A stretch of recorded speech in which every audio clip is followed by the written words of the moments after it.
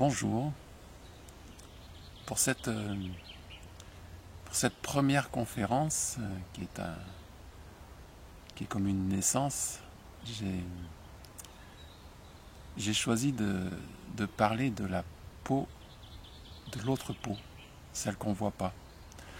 On voit tous qu'on a une peau, tout le monde sait qu'on a une peau, ça c'est une évidence pour chacun d'entre nous, qu'il y a une peau qui fait la frontière entre l'intérieur et l'extérieur, qui fait la frontière entre le corps et puis le reste du monde. Ce qu'on ne voit pas, c'est que on a aussi une peau invisible qui est la peau de nos perceptions. Entre le mot, entre l'acte, entre l'événement et notre ressenti, il y a cette peau, cette perception.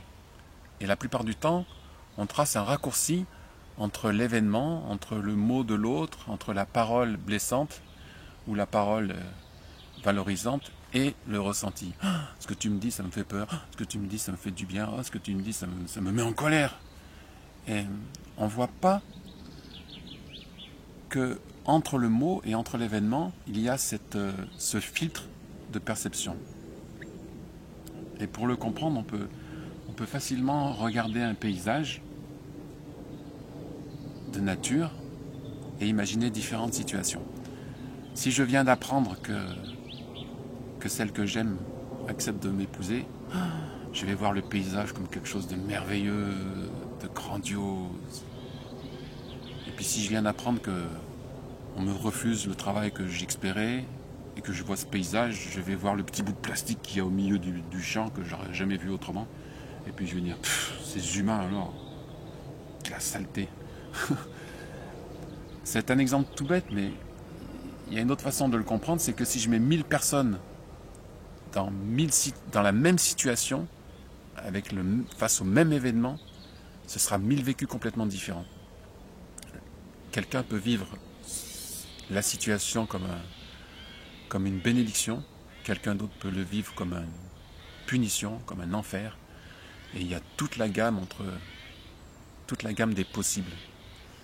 Et ce qui fait la différence, c'est pas que l'événement en tant que tel, la parole de l'autre en tant que tel, elle n'a pas ce pouvoir sur nous.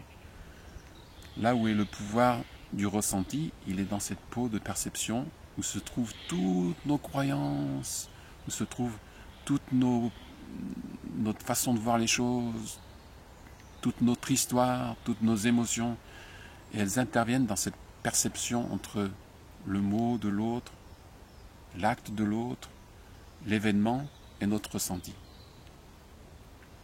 Alors en tant que tel, c'est pas très important de savoir ça, sauf que le cadeau de prendre conscience de ça, c'est que cette peau de perception, je peux la maîtriser.